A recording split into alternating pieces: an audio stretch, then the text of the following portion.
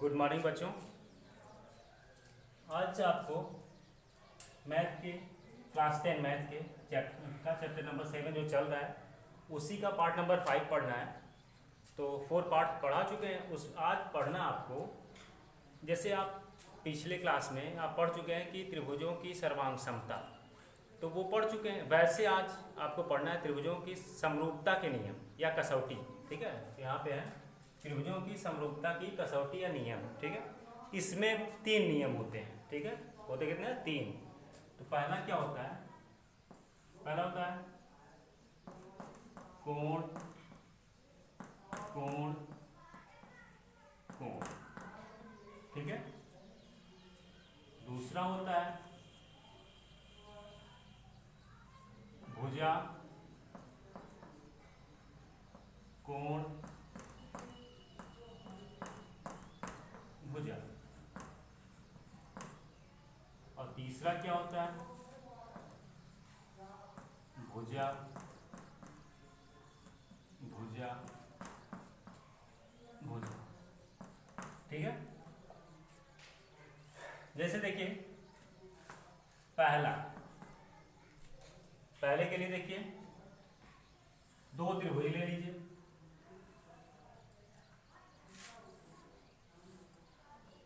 ठीक है, ये ए बी सी हो जाए और ये पी क्यू आर हो जाए। ठीक है, ये ए बी सी ले लीजिए, एक पी क्यू आर। ठीक है, तो इसमें देखिए जैसे अगर त्रिभुज ए बी सी हुआ और त्रिभुज पी क्यू आर। ठीक है, अगर इसका कोण ए जो है वो बराबर है पी के और बी जो है वो बराबर है क्यू के और जो सी है वो बराबर है आर के, तो त्रिभुज क्या हो जाएंगे? ए बी सी क्या हो जाएगा? त्रिभुज पी क्यू आर के समरूप हो जाएगा। ठीक है, ये हो गया।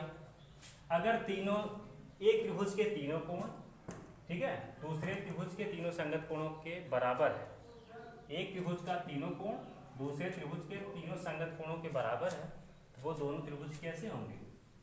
वो सिमिलर होंगे, समरूप होंगे। और कैसे?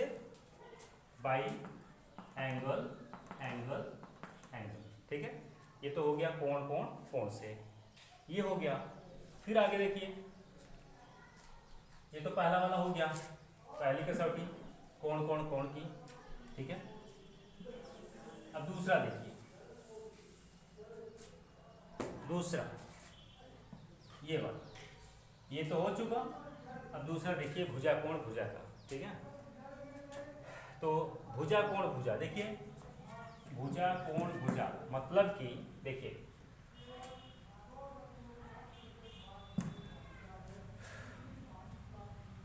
दो संगत भुजाओं का अनुपात और उनको अंतरित करने वाला एक कोण। जैसे देखिए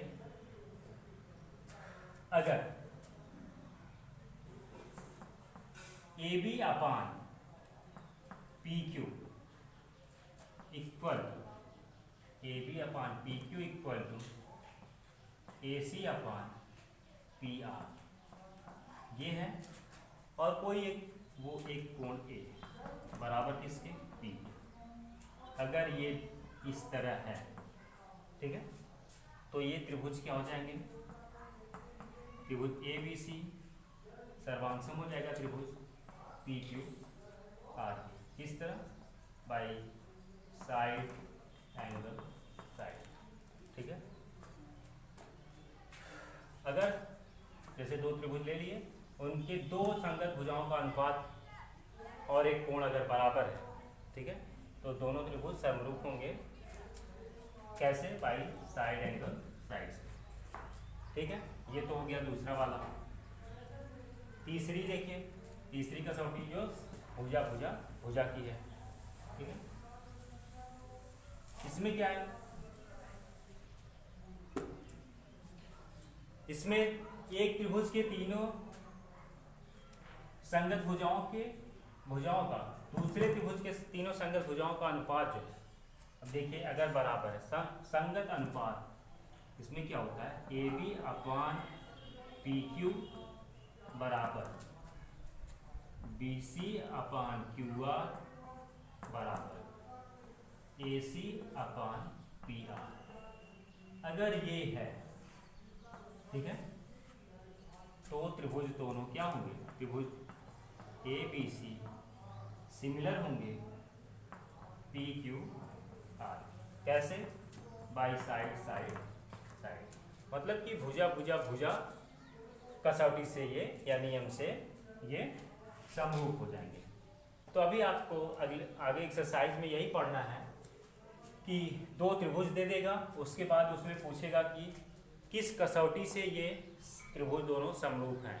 तो तीन कसौटी हमने आपको बताया, एक कोण कोण कोण, भुजा कोण भुजा और भुजा भुजा भुजा। ये तीन कसौटी हमने आपको बताई, जिसके हिसाब से आपको आगे एक्सरसाइज में करना है।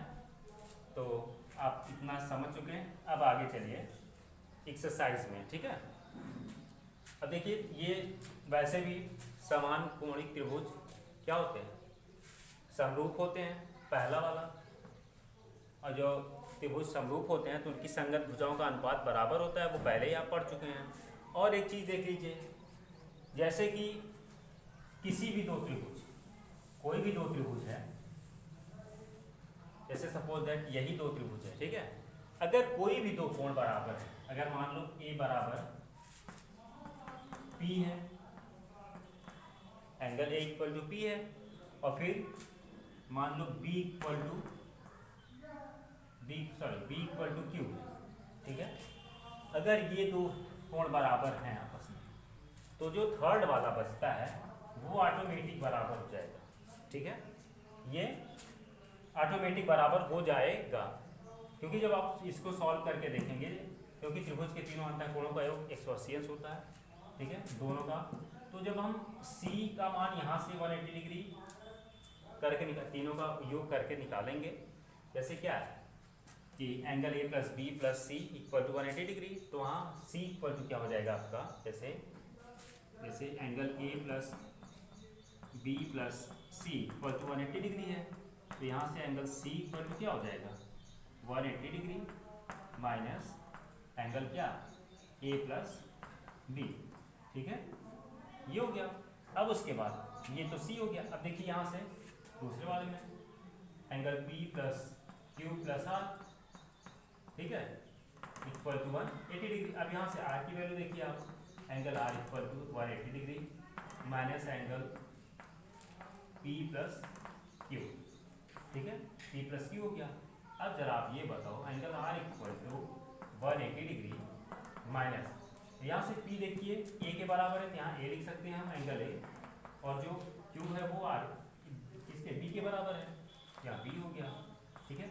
अब यहाँ देखिए C और R की वैल्यू सेम हुआ कि नहीं हुआ, इसलिए angle R equal to angle C हो गया, या C इक्वल टू R हो गया।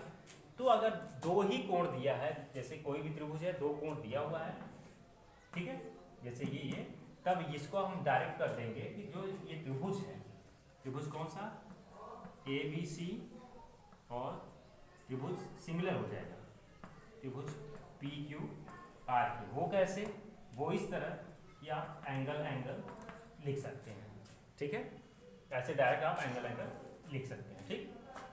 इतने से आपको समझ में आ गया होगा, ठीक है। अब चलिए आप एक्सरसाइज में चलते हैं, ठीक है। एक्सरसाइज में चलिए देख लीजिए।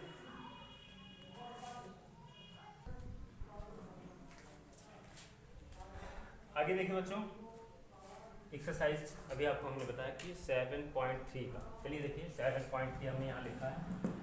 7.3 का क्वेश्चन नंबर 1, देखिए इसमें कई क्वेश्चंस दिए हुए हैं। 7.3 के क्वेश्चन नंबर 1 में कुल मिला के 5 क्वेश्चंस दिए हुए हैं, ठीक है। तो 5 क्या 6, हाँ 6 क्वेश्चन दिए गए हैं। बस आपको इसमें क्या, देखिए क्वेश्चन में पढ़ रहा हूँ कि बताइए कि दी गई आकृति में दिए गए त्रिभुजों के युग्मों में से कौन कौन से युग्म समरूप हैं। उस समरूपता कसौटी को लिखिए जिसका प्रयोग आपने उत्तर देने में किया है, तथा साथ ही समरूप त्रिभुजों को सांकेतिक रूप में भी व्यक्त कीजिए। ठीक है, तो हम एक दो बता देना, आगे आप करिएगा। देखिए जैसे ए वाला है कि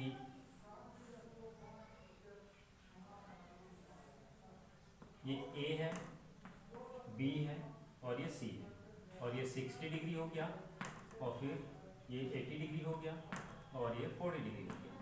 ठीक है, और फिर उसके बाद पी क्यू आर है, पी हो गया, क्यू हो गया, आर हो गया। यहाँ 60 डिग्री है, फिर उसके बाद 80 डिग्री है, फिर उसके बाद ये 40 डिग्री। ठीक है, अब यहाँ आप क्या करिए, देखिए दोनों त्रिभुज ले लीजिए,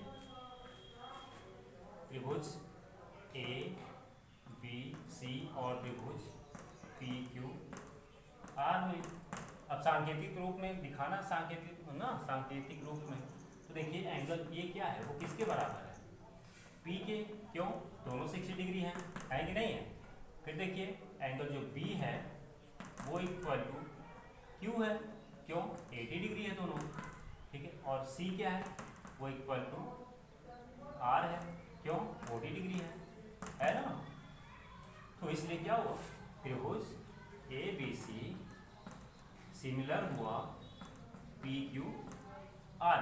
ठीक है, कैसे, देखिए यहाँ पे तीनों कोण ही हैं, तो एंगल एंगल एंगल, ये कोण कोण कोण समरूपता कसौटी से क्या हुए, ये समरूप हो गए। ठीक है, ऐसे पी वाला देख लीजिए आप, हम एक दो बता देना, बाकी आप कर लीजिएगा। ठीक है, तो बी वाला देखिए, बी वाला है, तो फिगर देखिए आप,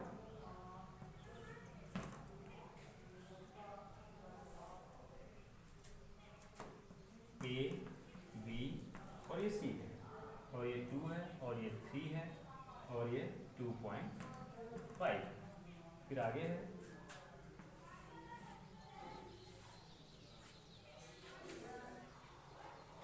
उल्टा हो गया, इधर का है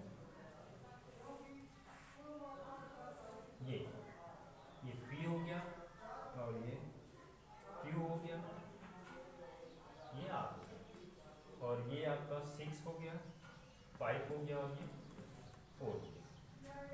ठीक है, ये क्वेश्चन हो गया आपका। अब देखिए, अब इसमें देखिए संगत भुजाओं का अनुपात निकालिए। ठीक है, तो चलिए देखिए,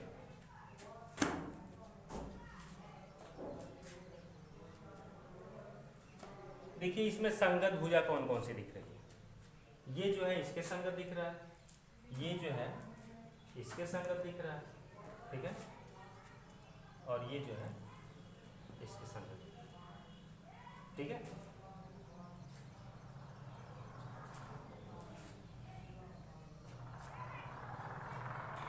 देखिए एक मिनट, इसको थोड़ा सा हम अगर बेंड करें, ठीक है, ये जो इस तरफ इधर वाला है, इसको हम देखिए बताते हैं आपको।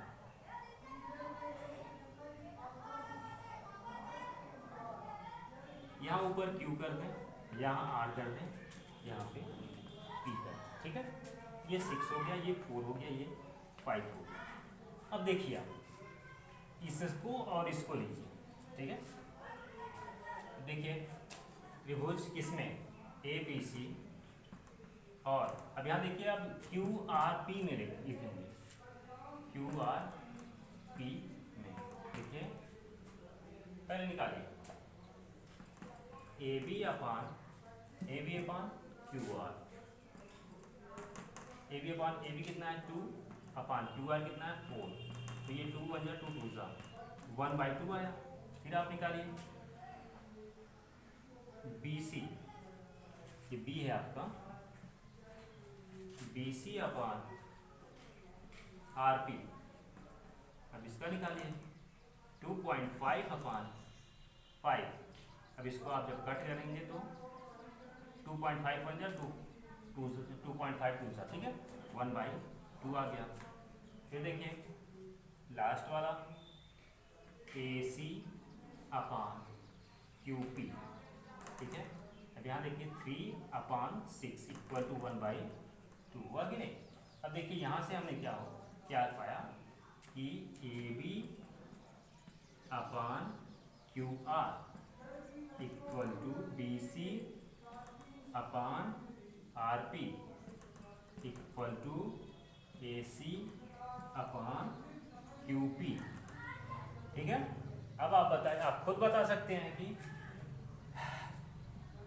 तीनों जो उनकी संगत भुजाएं उनका अनुपात बराबर है, ठीक है। जब तीनों संगत भुजाओं का अनुपात आपस में बराबर होता है तो कौन से कसौटी से ये समरूप होते हैं। तो ये त्रिभुज क्या हो जाएगा, ए बी सी समरूप हो जाएगा त्रिभुज क्यू आर पी, ठीक है।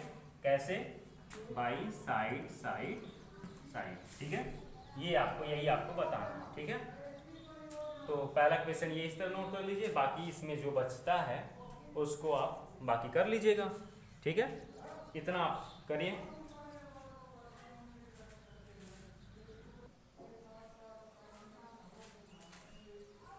आगे क्वेश्चन नंबर 2 है बच्चों। क्वेश्चन है कि आकृति में त्रिभुज ODC समरूप है OBC OBA की।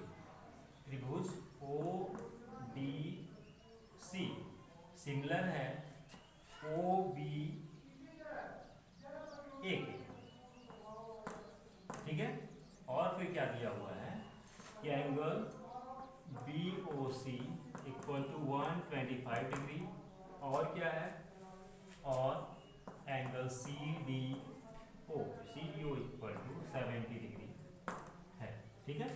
अब क्या कह रहा है कि एंगल DOC मतलब ये पूछ रहा है, फिर उसके बाद DCO मतलब ये पूछ रहा है, ठीक है। फिर उसके बाद OAB ये पूछ रहा है, ठीक। चलिए देखिए, पहले तो ये देखिए, इतना रख लीजिए कि एंगल DOC और COB ये लीनियर पेयर है कि नहीं है, रैखिक युग्म है, ठीक है। इसलिए आप लिखिए क्योंकि angle DOC plus angle COB equal to 180 degree by LP linear pair रैखिक युग्म। तो यहाँ से DOC angle DOC plus COB या BOC दोनों का मतलब एक ही है, 125 डिग्री इक्वल टू 180 डिग्री। तो angle DOC equal to 180 degree minus 125, तो DOC इक्वल टू, तो ये कितना हो जाएगा 55 ना।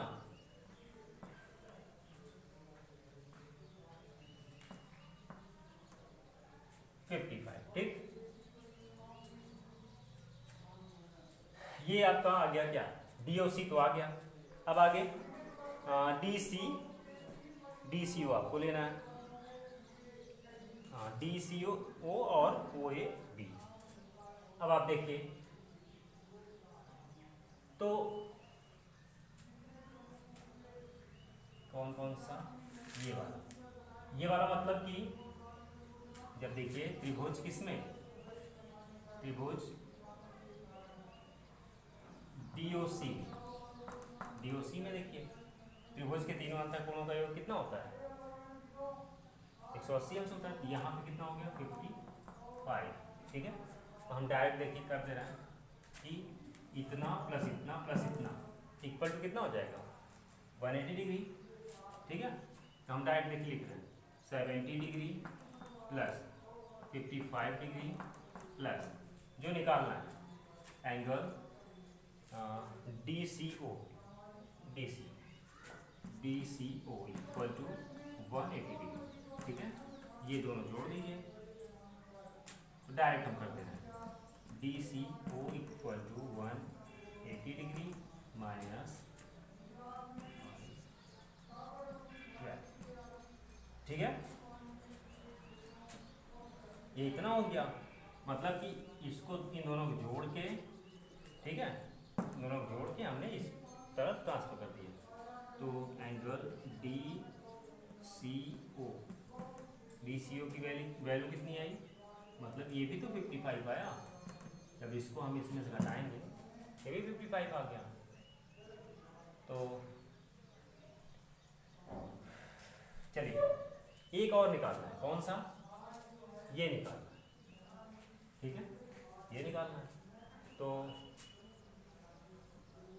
देखिए चूंकि क्या दिया हुआ है, चूंकि दिया हुआ है कौन सा, त्रिभुज ओडीसी, ओडीसी सर्वांश में समरूप है किसके, ओबी ए के, ओबी ए मतलब देखिए बीच वाला डी और बी, ठीक है, ये बराबर इसके होगा तो ये बराबर इसके हो जाएगा, ठीक है। देखिए वैसे अगर आपको लिखना है तो आप फिगर दूसरे तरीके से बना सकते हैं, दो फिगर बना दीजिए, ठीक है, दो फिगर बना दीजिए।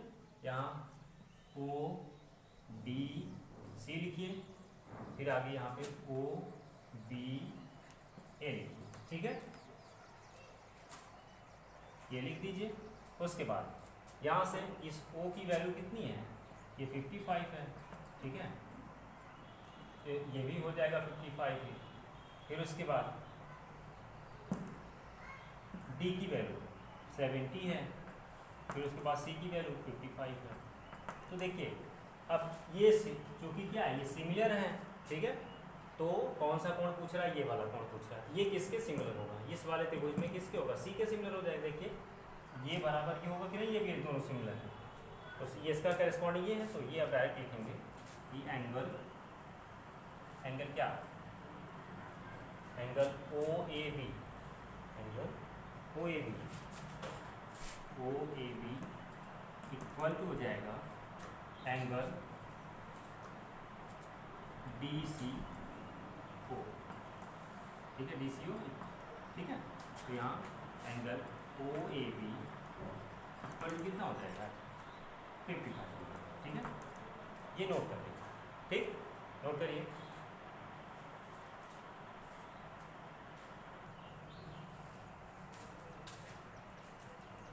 क्वेश्चन नंबर 3 देखिए बच्चों, क्वेश्चन नंबर 3, समलंब ए बी सी डी में A B parallel C D है, जिसके विकर्ण ए सी और बी डी परस्पर ओ बिंदु पर प्रतिच्छेद करते हैं, तो दो त्रिभुजों की समरूपता कसौटी का प्रयोग करते हुए आप दर्शाइए कि ओ ए अपान ओ सी इक्वल टू ओ बी अपान ओ डी है, ठीक है।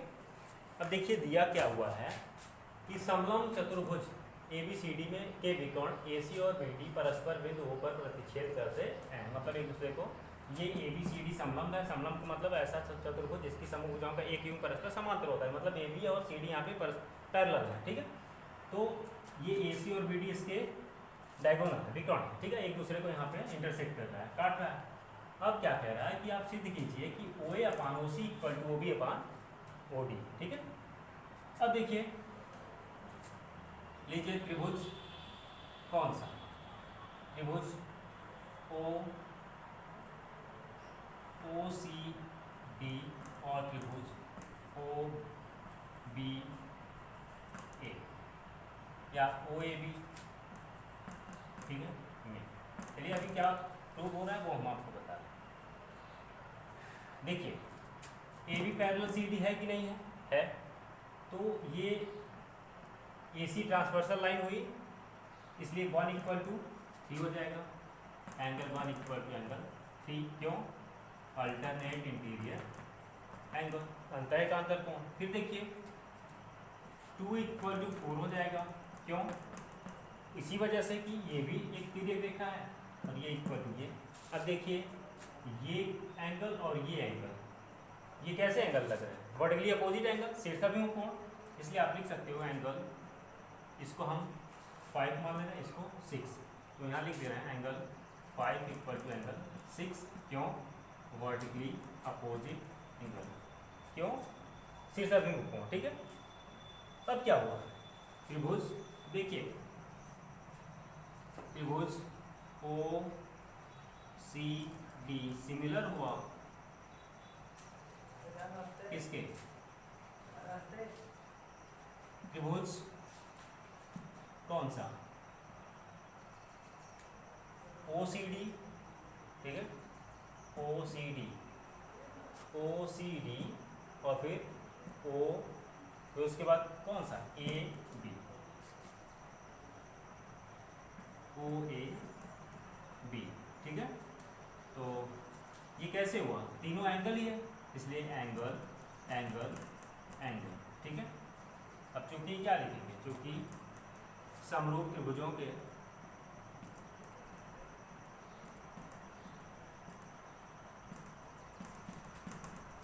संगत भुजाओं का अनुपात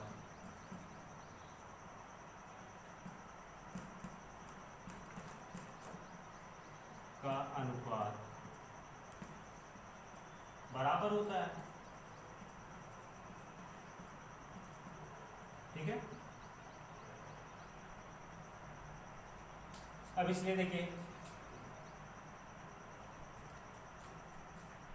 OA अपान, अब देखिए यहाँ पे अगर आप एक छोटा सा ट्रायंगल बना लेते हैं तो ज़्यादा बेटर हो जाएगा। यहाँ से इसी क्रम में लिखिए OCD, OCD फिर ये OAB, अब एक दूसरे के संगत में लिख दीजिए, OA है, उसके बाद OA अपान OC हो जाएगा, क्योंकि OA का संगत क्या है, OC, इसलिए OA अपान OC हो जाएगा, ठीक है। फिर इक्वल, हमको जो करना, जो यहाँ पे प्रूफ करना है वही उतना लिखना है। फिर उसके बाद OB, इसका OB इक्वल टू इसका OD, ठीक है, OB अपान OD, ठीक है। ये आपका क्या हो गया, प्रूफ हो गया, ठीक है। तो अब देखिए इसके आगे करेंगे, थोड़ा वीडियो लंबा हो जाएगा, तो इस वाले वीडियो के लिए इतना ही, ठीक है। आगे अगले पार्ट में, पार्ट नंबर 6 में आपसे हम मिलते हैं, ठीक है। इतना नोट कर लीजिए, थैंक यू।